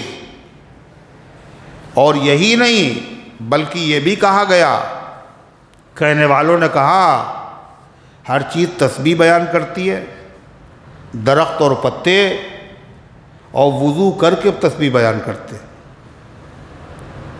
وضو کر کے۔ کہا وضو کیا ہے؟ کہا سحر کو پڑتی ہے باغوں میں اس لیے شبنم، کہ پتا پتا کرے یاد با وضو تیری۔ یہ باغوں میں شبنم اوس اس لیے گر رہی ہے تاکہ پتے پہلے وضو کر لیں اور پھر تجھے یاد کریں۔ اور آپ دیکھیں باغوں میں جہاں کہیں درخت ہیں، پرندے، چڑیا، ایک خاص ٹائم ہوتا ہے جس وقت یہ لوگ چہچہاتے ہیں۔ وہ کون سا ٹائم ہوتا ہے؟ 10 بجے دن میں صبح نا، ہیں کئے بجے؟ بالکل صبح صبح فجر کے وقت، اور شام کو بھی سونے سے پہلے، صبح اور شام۔ اور انسان جس کے لیے پوری دنیا کا نظام بنایا گیا ہے یہ پڑا ہوا سو رہا ہے۔ اور یہ لوگ جو ہیں یہ سوتے جو ہیں، یہ پرندے ارندے جتنی مخلوقات ہیں، لوگ سوتے بھی کئے بجے رات میں؟ 1:30 بجے رات میں لوگ سوتے ہیں، بالکل فطرت کے مطابق زندگی۔ اللہ ہم سب کو معاف فرمائے۔ تو اللہ تعالیٰ نے کیا ارشاد فرمایا اور انہوں نے تجویز کر لیے بیٹے اور بیٹیاں بغیر کسی علم کے، سبحانہ، اللہ کی ذات پاک ہے۔ وَتَعَالَى عَمَّا يَصِفُونَ، اور وہ ان تمام چیزوں سے بلند ہے جو اللہ کی شان میں یہ لوگ بکتے ہیں اور بیان کرتے ہیں۔ بدیع السماوات والارض، وہ آسمان اور زمین کو ایجاد کرنے والا ہے۔ بدیع، بدی کہتے ہیں بغیر نمونے کے کسی چیز کو پیدا کرنے والا۔ یہ جو اللہ نے آسمان و زمین بنائے ہیں، اس کا پہلے سے دنیا میں کوئی ماڈل تھا؟ اس لیے بدعت کو بدعت کیوں کہتے ہیں؟ اس کی کوئی مثال اللہ کے پیغمبر، صحابہ، تابعین، تبع تابعین کے زمانے میں نہیں ملتی۔ قبر پہ اذانیں کہتے تھے وہ لوگ، بولو کہتے تھے؟ حضور کے زمانے قبر پہ اذان ہوتی تھی؟ صحابہ کے زمانے میں، تابعین، تبع تابعین کے زمانے میں؟ اچھا، قرآن خوانی کا اعلان تو ہوتا ہی تھا، ہوتا تھا۔ اور اعلان کئے بجے، کون سی نماز کے بعد ہوتا ہے؟ فجر کی نماز کے بعد، جس میں نمازی بھی نہیں آتے۔ یہ بدعت ہے، اس میں عقل کا دخل نہیں ہوتا ہے۔ بدعت جہاں جاتی ہے تو عقلیں چھین لیتی ہے۔ تیجا کب ہوگا؟ تیجا ایصال ثواب، مردے کو ثواب پہنچانا ہے، مگر یہ ثواب کس دن پہنچائیں گے آپ؟ تیسرے دن۔ ضرورت اسے کب ہے؟ دفن ہوتے ہی۔ یہ کوئی عقل کی بات ہے؟ پیاس ابھی لگ رہی، 3 دن کے بعد پانی دے گے، اور پھر دوسری قسط چاہے جتنی پیاس لگے 40ویں دن ملے گا۔ آپ چاہے ہمارے باپ ہوں، چاہے آپ بیٹے ہو، چاہے جتنے محبوب و چہیتے ہوں، وہ دنیا میں جو کچھ تھا وہ تھا، آپ پابندی کرنا پڑے گی آپ کی۔ ہے ایسی پابندی؟ اس سے پہلے کچھ نہیں، 40 دن، اور پھر سال سے پہلے نام نہ لینا، برسی کریں گے۔ یہ سب کیا ہے؟ بدعت، بے عقلی کی چیزیں۔ بدیع السماوات والارض، وہ آسمان و زمین کو بغیر نمونے کے پیدا کرنے والا ہے۔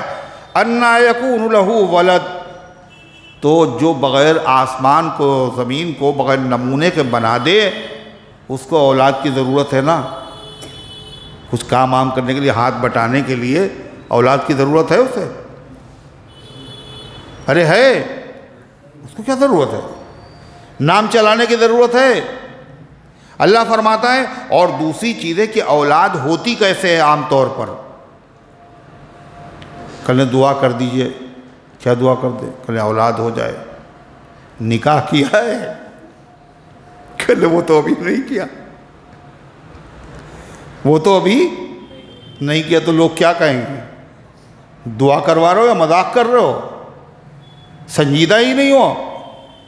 اللہ کہہ رہا، تم کہہ رہو اللہ کے بیٹے ہیں، بیٹیاں ہیں، اور عزیر بیٹے ہیں، اور حضرت معاذ اللہ حضرت عیسیٰ علیہ السلام بیٹے ہیں، مگر اللہ کی بیوی کون ہے؟ کیا کہا اللہ تعالیٰ نے؟ اللہ تعالیٰ فرماتا ہے، اَنَّا يَكُونُ لَهُ وَلَدْ وَلَمْ تَكُنْ لَهُ صَاحِبَةٌ، کہاں ہو سکتی ہوگی اس کی اولاد؟ اس کی کوئی بیوی نہیں ہے۔ اور بیوی جو ہوتی ہے وہ کیسے کی جاتی ہے؟ جو بیوی اسی کو بنایا جاتا ہے جو اپنے برابر کی ہو۔ اس کو کہتے ہیں کفو۔ کفو مانے برابر۔ جو شادیاں کی جاتی ہیں وہ کس میں کی جاتی ہیں؟ برابر والوں میں۔ اور شریعت بھی یہی کہتی ہے، شادی کس میں کی جائے؟ برابر والوں میں۔ کیوں صاحب برابر والے میں شادی کیوں کی جائے؟ مطلب مال میں بھی برابر ہوں، خاندان میں بھی برابر ہوں، دین و ایمان میں بھی برابر ہوں۔ شریعت کہتی ہے کیوں برابری کی جائے بھائی؟ کہا اس لیے کہ شادی جو ہوتی ہے، رشتہ جو ہوتا ہے، وہ کتنے دن کے لیے ہوتا ہے؟ کئے مہینے کے لیے ہے؟ زندگی بھر کے لیے ہوتا ہے۔ اسی لیے بیوی کو کیا کہا جاتا ہے؟ شریک حیات۔ حیات کا حیات مانے زندگی، یعنی زندگی کا پارٹنر، پوری زندگی کا شریک زندگی۔ تو اس لیے شریعت یہ چاہتی ہے جب وہ شریک حیات ہے اور زندگی کا پارٹنر ہے، یہ رشتہ زندگی بھر کا ہے، لہذا اس رشتے کو باقی رکھنے کے لیے جو چیزیں ضروری ہیں شریعت نے ان چیزوں کی امت کو رہنمائی کی، اپنے بندوں کو رہنمائی کی کہ یہ ہونا چاہیے اور یہ نہیں ہونا چاہیے۔ جو چیزیں رشتوں کو مضبوط بنانے والی ہیں شریعت نے ان کو مستحب قرار دیا، اور جو چیزیں رشتے کو کمزور کرنے والی تھی شریعت نے ان سے بچنے کے لیے تاکید کر دی۔ اور رشتہ جو ہے یہ نبھے گا کب؟ جب دونوں میں برابری ہو، شوہر اور بیوی دونوں میں برابری ہو۔ اگر برابری نہ ہوئی، ایک ان میں سے اعلیٰ ہوا اور ایک کم ہوا، تو پھر نباہ بہت مشکل ہے۔ کیوں؟ جو اعلیٰ ہوا وہ دوسرے کو اپنے سے کم سمجھے گا، اور جب کم سمجھے گا تو پھر رشتے میں دراڑ پیدا ہوگی نہیں ہوگی؟ ہم اعلیٰ یا کم ہیں، ایک اپنے آپ کو اعلیٰ دوسرے کو حقیر سمجھ رہا ہے۔ جہاں کسی نے دوسرے کو حقیر سمجھا تو پھر کیا ہوگا؟ یہ رشتہ صحیح نہیں رہے گا۔ اسی لیے شریعت نے کیا کہا؟ کاہم برابری ہونا چاہیے۔ کاہم ہے خاندان، مال میں، دولت بھی۔ اگر ایک دولت مند ہوا اور ایک غریب، تو جو دولت مند ہے وہ اپنے آپ کو بڑا سمجھے گا، اس کو نیچا سمجھے گا، اور جہاں نیچا سمجھا تو پھر محبتیں ختم ہو جائیں گی۔ اسی طریقے سے رشتے کے اعتبار سے، خاندان کے اعتبار سے برابری ہونا چاہیے۔ اگر خاندان کے اعتبار سے برابری نہیں ہے، ایک اعلیٰ ویسے تو اللہ تعالیٰ کے وہاں جو تقوی والا ہے وہی سب سے بڑا ہے، لیکن دنیا میں بھی کچھ خاندان ہیں جن کو اعلیٰ سمجھا جاتا ہے اور کچھ کو کم سمجھا جاتا ہے۔ تو اگر اعلیٰ خاندان والا ہے اور ایک کم خاندان والا ہے، تو جو اعلیٰ خاندان والا ہے وہ اپنے آپ کو اعلیٰ سمجھے گا اور دوسرے کو کم سمجھے گا، اور جہاں کم سمجھے گا تو کیا ہوگا؟ محبت پھر پیدا نہیں ہوگی۔ اس لیے شریعت نے کیا کہا کہ اس کا اعتبار کرو، دولت کا بھی اعتبار کرو اور خاندان کا بھی اعتبار کرو، لیکن یہ فرض اور واجب نہیں ہے۔ یہ کاہے کے لیے ہے؟ تاکہ دونوں کا نباہ آسانی سے، اس لیے ہے، مستحب ہے، افضل ہے۔ ورنہ اگر کوئی دینی مصلحت ہو یا دنیاوی مصلحت ہو تو پھر اس مستحب کام کو چھوڑا جا سکتا ہے۔ نفل کا مطلب کیا ہوتا ہے؟ بولو، مستحب کا مطلب کیا ہوتا ہے؟ اگر نہیں پڑھو گے تو مارے جاؤ گے نا؟ بھائی پڑھو گے تو ثواب ملے گا، اچھا ہے، نہیں پڑھو گے تو گنہگار نہیں ہوگا۔ لہذا اگر لڑکی کہے ہم تو ہے مالدار گھرانے سے، مگر ہمارا شوہر جس سے رشتہ اور وہ ہے غریب، مگر دین کے اعتبار سے، اخلاق کے اعتبار سے، کردار کے اعتبار سے وہ اچھا ہے، لہذا کوئی مطلب نہیں ہے، ہم راضی ہیں، تو کیا ہے؟ یہ بہتر ہے، اعلیٰ ہے، افضل ہے، ایسا کیا جا سکتا، ایسا کیا گیا۔ خاندان کے اعتبار سے برابری نہیں ہے، کہا خاندان کے اعتبار سے برابری نہیں، مگر یہی دیکھا مصلحت اسی میں ہے، جس سے رشتہ ہو رہا ہے ایسا آدمی ملے گا نہیں، اور ایسی لڑکی ملے گی نہیں، اتنی دیندار، اتنی بااخلاق، پاکیزہ۔ حدیث میں ہے فاظفر بذات الدین، دیندار کو ترجیح دے دو۔ لہذا دین دیکھا تو پھر کیا ہے؟ اعلیٰ خاندان ہوتے ہوئے اپنے سے کم خاندان والے کے ساتھ شادی کر لینا، یہ لڑکی کو بھی حق حاصل ہے اور لڑکی کے جو ماں باپ ہیں ان کو بھی حق حاصل ہے، اور جو اپنا حق ہے تو آدمی اپنا حق چاہے لے اور چاہے ختم کر دے، اور خود اللہ کے نبی نے ایسا کر کے دکھا بھی دیا۔ اس لیے کہ حضور پاک صلی اللہ علیہ وسلم کے خاندان سے اعلیٰ خاندان بولو کسی کا ہو سکتا ہے؟ آپ نے فرمایا انا انفسکم نسبا و صہرا، میں تم میں سب سے اعلیٰ ہوں، خاندان کے اعتبار سے، سسرال کے اعتبار سب سے اچھا ہوں۔ حضور پاک صلی اللہ علیہ وسلم کی سگی پھوپھی ذات بہن ہیں، ان کا نام ہے حضرت زینب رضی اللہ عنہا، زینب بنت جحش، اور حضور پاک صلی اللہ علیہ وسلم کے آزاد کردہ غلام حضرت زید ابن حارثہ۔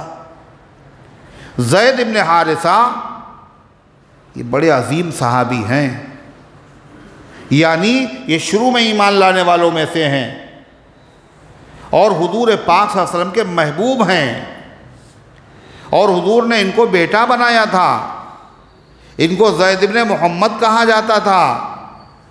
یہی وہ صحابی ہیں جن کا نام اکیلے قرآن میں ہے اور کسی صحابی کا نام قرآن میں نہیں ہے۔ جس سریے میں، جس مارکے میں آپ حضرت بھیجتے تھے زید کو، تو زید کو سپہ سالار بنا کے بھیجتے تھے۔ اللہ کے نبی نے اپنی پھوپھی زاد بہن حضرت زینب کو پیغام دیا، کس کا؟ کہ تم زید سے نکاح کر لو۔ مگر زید کو گرے پڑے آدمی تو تھے نہیں، وہ غلام تھے بھی نہیں۔ ڈاکوؤں نے ڈاکہ ڈالا، زبردستی ان کو قید کر لیا، غلام بنا کر کے بیچ لیا۔ وہ اعلیٰ خاندان تھے، وہ بھی، مگر بہرحال نبی کا خاندان تو نبی کا خاندان ہے، تو اس لیے حضرت زینب راضی نہیں ہوئی، اور زینب کے بھائی بھی عبداللہ بھی راضی نہیں ہوئے۔ کیوں؟ میں خاندان اعلیٰ ہے، وہ غلام ہے، غلامی کا دھبا تو لگا ہوا ہے، اگرچہ آزاد ہو گئے۔ تو قرآن نازل ہوا، ما کان لمؤمن ولا مؤمنۃ اذا قضى اللہ ورسولہ امرا ان یکون لہم الخیرۃ من امرہم۔ کسی ایمان والے مرد اور کسی ایمان والی عورت کے لیے جائز نہیں ہے جب اللہ اس کے رسول کوئی فیصلہ کر دیں تو اس کے بعد ان کو اپنے بارے میں کوئی حق رہے۔ قرآن کی اس آیت کو سننے کے بعد حضرت زینب نے کیا کہا؟ حضور ہم راضی ہیں۔ عبداللہ بھی کہنے ہم راضی ہیں۔ اللہ کے نبی خود رشتہ کر رہے ہیں، کس کا؟ اپنی پھوپھی زاد بہن کا۔ کس سے؟ دوسرے خاندان میں حضرت زید ابن حارثہ کے ساتھ۔ کیوں؟ مصلحت کیا ہے؟ وہ خاندانی برابری کو نظر انداز کر دیا، دینی مصلحت کو دیکھتے ہوئے کہ زید کا مقام بہت اعلیٰ ہے اللہ تعالیٰ کے وہاں۔ جو نبی کی سیرت ہے وہی صحابہ کی سیرت ہے، جو نبی نے کیا وہی صحابہ نے کیا۔ حضرت فاروق اعظم عمر بن خطاب کا خاندان کتنا اعلیٰ ہے، مگر انہوں نے اپنے بیٹے عاصم کا رشتہ دودھ بیچنے والی عورت کی بچی سے کیا، جن کی اولاد میں کون پیدا ہوا؟ حضرت عمر ابن عبدالعزیز جیسا خلیفہ پیدا ہوا۔ کیوں؟ اس لیے کیا مصلحت تھی؟ کیا اور لڑکیاں نہیں ملتی ان کو؟ کیا چیز؟ حدیث میں کہا گیا فَاظْفَرْ بِذَاتِ الدِّینِ، نکاح کیا جاتا ہے مال کی وجہ سے یا خاندان کی وجہ سے اور یا دین کی وجہ سے یا خوبصورتی کی وجہ سے۔ آپ نے فرمایا دینداری کو ترجیح دینا۔ حضرت عمر نے دیکھا اور بھی لڑکیاں ملیں گی، مگر اس لڑکی کے دل میں جتنا اللہ کا خوف ہے وہ کسی میں جلدی ملے گا نہیں۔ کیسے پہچانا تھا؟ گشت کر رہے تھے اور آواز آئی بیٹی دودھ میں پانی ملا دو۔ بیٹی نے فوراً پلٹ کے جواب دیا امیر المومنین کا حکم آیا ہے کہ دودھ میں پانی ملا کے نہ بیچا جائے۔ تو ماں نے کہا امیر المومنین کیا دیکھ رہے ہیں؟ بیٹی نے کہا وہ تو نہیں دیکھ رہے ہیں مگر ان کا خدا تو دیکھ رہا ہے، اور کوئی نہیں ہے وہاں۔ رات کے سناٹے میں ماں بیٹی کی بات ہو رہی۔ حضرت فاروق اعظم نے نشان لگایا دروازے پر، صبح بلا کر کے رشتہ کر دیا۔ یہ کیا ہے؟ یہ وہی چیز ہے، اس کو نظر انداز کر دیا گیا۔ تو باہر صورت اللہ تعالیٰ کیا فرماتا ہے؟ کفو میں بیوی کیا ہونا چاہیے؟ کفو والی ہونا چاہیے، برابر کی ہو۔ قرآن میں اللہ تعالیٰ نے کیا کہا؟ وَلَمْ يَكُنْ لَهُ كُفُوًا أَحَدٌ، اور اللہ کے برابر کوئی ہے ہی نہیں۔ ہے کوئی؟ لَيْسَ كَمِثْلِهِ شَيْءٌ، ہر چیز کا جوڑا ہے، اللہ کا کوئی جوڑا نہیں۔ وَلَمْ يَكُنْ لَهُ كُفُوًا أَحَدٌ، تو اللہ فرما رہا ہے کیسے ہوگا اللہ کا بیٹا؟ اس کی تو کوئی بیوی نہیں ہے۔ وَخَلَقَ كُلَّ شَيْءٍ، اور اسی نے ہر چیز کو پیدا کیا ہے۔ وَهُوَ بِكُلِّ شَيْءٍ عَلِيمٌ، اور وہ ہر چیز کو جاننے والا ہے۔ جو ہر چیز کو پیدا کرے، ہر چیز کو جانتا ہو، یہ شان اکیلے اللہ کی ہے۔ جب اکیلے اللہ کی ہے تو پھر عبادت کے لائق بھی اکیلے لا الہ الا ہوا، نہیں ہے کوئی عبادت کے لائق مگر وہی۔ خالق کل شیء، وہ ہر چیز کا پیدا کرنے والا ہے۔ فاعبدوہ، اسی کی عبادت کرو۔ وہو علی کل شیء وکیل، اور وہ ہر چیز پر نگراں ہے، نگہبان ہے، ہر چیز کا ذمہ دار ہے۔ لا تدرکہ الابصار وہو یدرک الابصار وہو اللطیف الخبیر، اس کو نگاہیں اس کا احاطہ نہیں کر سکتی، اور وہ نگاہوں کا احاطہ کر لیتا ہے۔ یعنی ساری دنیا کے انسان اور جن سب مل کر کے اگر دیکھیں تو اللہ تعالیٰ کا احاطہ نہیں کر سکتے۔ اللہ کو دیکھ ہی نہیں سکتے ہیں دنیا میں، اللہ کو دیکھ ہی نہیں سکتے اس دنیا میں۔ اگر کوئی دیکھ سکتا ہوتا تو اللہ تعالیٰ کا دیدار کون کرتا؟ حضرت موسیٰ کرتے۔ کہا نہیں تھا انہوں نے ربی ارنی انظر الیک، اے اللہ مجھے دکھا دیجئے، میں آپ کو دیکھنا چاہتا ہوں۔ قال لن ترانی، کہا موسیٰ تم مجھے نہیں دیکھ سکتے، مطلب اس دنیا میں نہیں دیکھ سکتے۔ اللہ کا دیدار تو ہوگا مگر اس دنیا میں نہیں ہو سکتا۔ کیوں نہیں ہو سکتا؟ اللہ باقی ہے، یہ دنیا فانی ہے، یہ آنکھیں فانی ہیں، ان میں اتنا پاور ہی نہیں ہے کہ اللہ کو دیکھا جا سکے۔ قیامت کے دن ہوگا دیدار، میدان محشر میں بھی ہوگا، اور جنتیوں کو بھی ہوگا۔ اور بعد جنتیوں کو جب ہوگا تو جنتی کیا کہیں گے؟ اس سے بڑی جنت کی کوئی نعمت نہیں۔ بعض جنتی ایسے ہوں گے جن کو ہر ہفتے میں دیدار ہوگا، جمعے کے دن، یوم المزید جمعے کا نام ہے۔ اور بعض ایسے ہوں گے اتنے اعلیٰ درجے کے جن کو صبح اور شام دیدار ہوگا۔ اور اس دیدار کا فائدہ کیا ہوگا؟ وہ لذت ہوگی، وہ مزہ ہوگا، وہ تو ہوگا۔ اس کے علاوہ چہرے پر ایک خاص قسم کی رونق اور نور پیدا ہوگا۔ کس سے؟ اللہ کے دیدار سے۔ اللہ قرآن میں کہتا ہے وجوہ یومئذ ناظرۃ الی ربہا ناظرہ، اور بہت سارے چہرے اس دن بڑے خوبصورت، بڑے بارونق ہوں گے، بڑے تر و تازہ ہوں گے۔ کیوں؟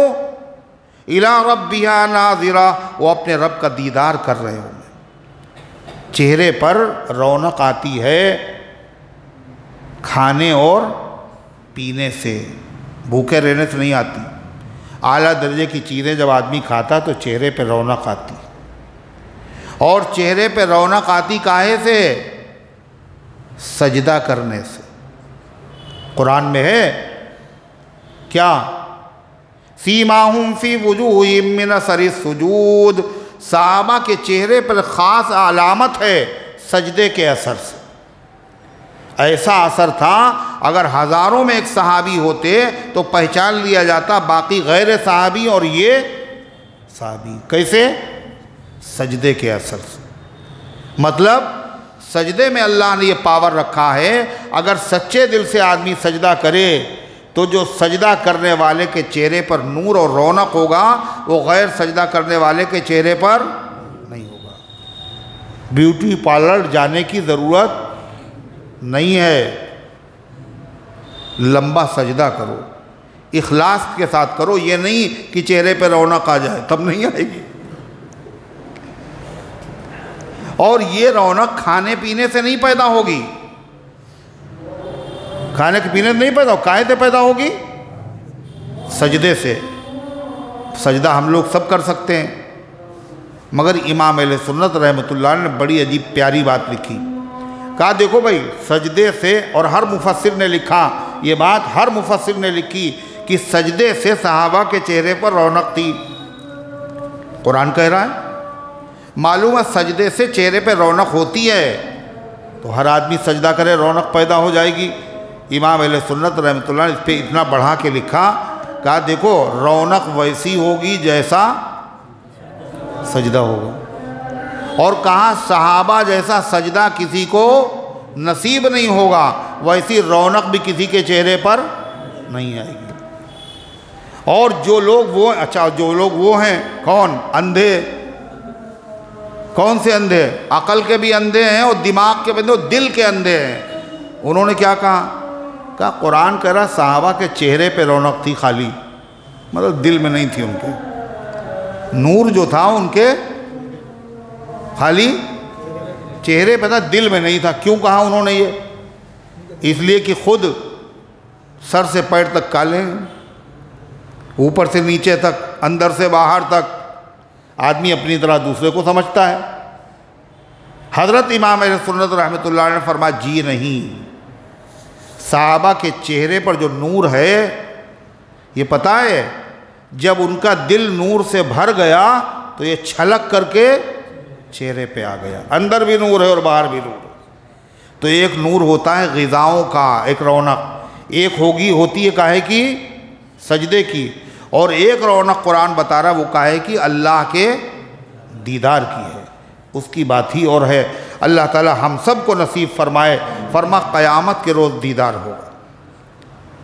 حضور صلی اللہ علیہ وسلم بیٹھے تھے، صحابہ بیٹھے ہوئے تھے، 14ویں رات کا چاند نکلا ہوا تھا، آپ نے فرمایا جیسے چاند دیکھ رہے ہو تم، اور کوئی زحمت نہیں ہو رہی ہے دیکھنے میں، ہر آدمی اپنی جگہ پہ ہے اور دیدار کر رہا، ایسے ہی تمام جنتیوں کو بغیر کسی دھکے مکے کے اور بغیر کسی بھیڑ کے آرام سے اللہ کی زیارت ہے۔ اور اللہ جنتیوں سے کہے گا کچھ چاہیے تمہیں؟ اور جنت تو اس جگہ کا نام ہے جہاں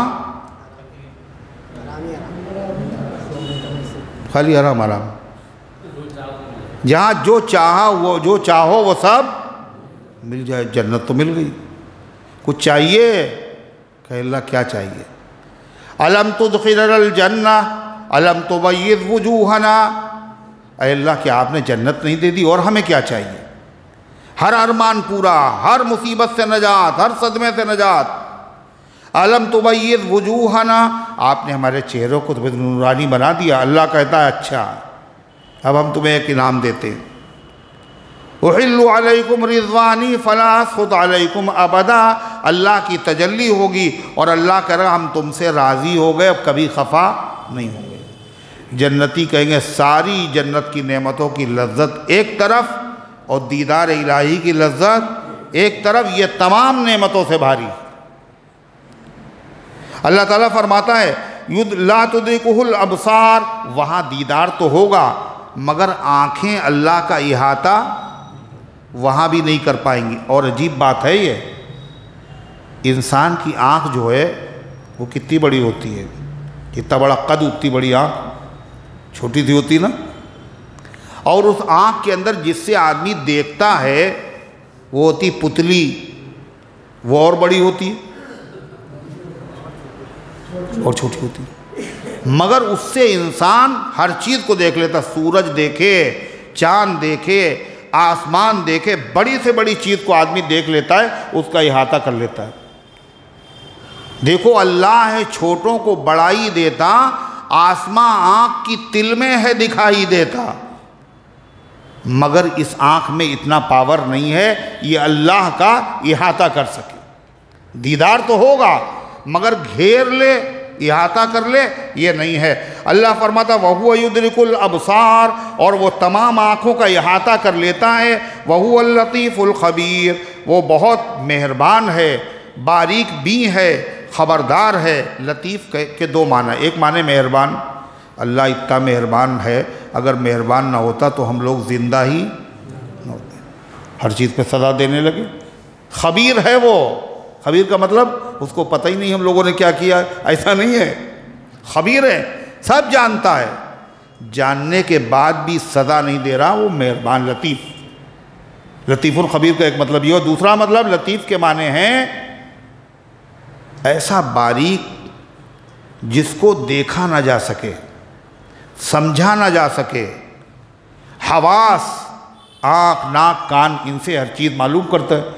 جو ان چیزوں سے بھی نہ معلوم ہو وہ کون ہے؟ وہ اللہ ہے۔